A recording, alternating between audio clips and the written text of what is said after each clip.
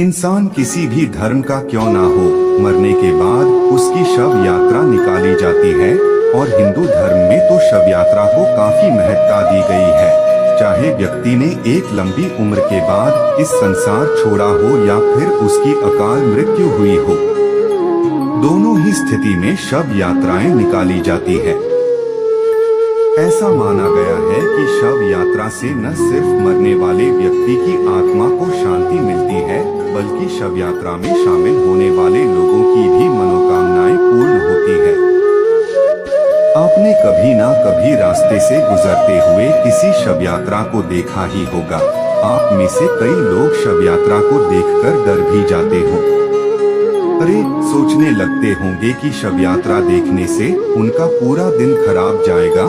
और कई लोग तो ऐसे भी होते हैं जो शव यात्रा में शामिल किसी व्यक्ति के शरीर को छू जाने पर भी घर आकर स्नान करते हैं। कई लोगों के दिमाग में ये भ्रम होता है कि वो व्यक्ति मृत्यु के बाद अब एक भूत बन गया है और उसकी आत्मा उसका पीछा करेगी, जबकि वास्तव में ऐसा कुछ नहीं होता।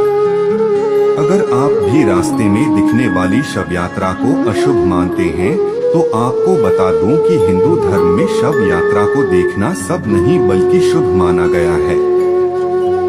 यही नहीं, शव यात्रा दिखने पर कुछ ऐसे काम और बताए गए जिन्हें करने पर आपकी सोई किस्मत बदल सकती है। आपने एक कहावत भी सुनी होगी कि इंसान आता भी खाली हाथ है। अरे, चार कंधों पर जाता भी खाली हाथ ही है। तो सबसे पहला काम ये है कि अगर आप किसी अपने या परिजन की शव यात्रा में जा रहे हैं, तो आप उसे कंधा देने की कोशिश करें। ऐसा करने से आपके जीवन में संचित पुण्य बढ़ जाता है। हालांकि शास्त्रों में इस बात का भी उल्लेख है कि पिता की मृत्यु के बाद बेटों और भाई को कंधा देना चाहिए। अगर ये दोनों ना हो तो सामान्य जाति के लोग या फिर गांव के लोग कंधा दे सकते हैं। कंधा देने के संबंध में और भी कई नियमों का उल्लेख शास्त्रों में मिलता है। इसके अलावा दूसरी बात यह है कि अगर आपको शव यात्रा अनायास ही कहीं दिख जाए और आप कंधा ना लगा पाए तो भी आपके लिए ये कोई अपशकुन नहीं है। अभी भी कई लोग ऐसा मानते हैं।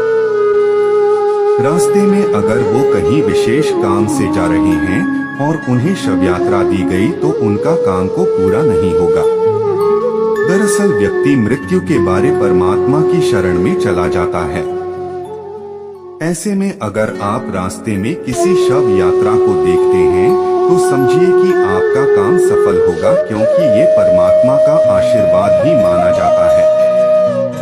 तीसरी बात यह है कि आपने शव यात्रा में लोगों को राम नाम सत्य है बोलते हुए सुना होगा। अंत समय में अगर किसी इंसान के मुख से भगवान श्री राम का नाम निकलता है, वो कहते हैं कि उसे स्वर्ग की प्राप्ति होती है, चाहे उसने अपनी जिंदगी में कितने भी पापों क्यों ना किया हो। लेकिन आखिरी वक्त में जब मृत्यु आपके निकट हो तो आपके मुख से निकला भगवान राम का नाम आपको परमधाम की प्राप्ति करवाता है।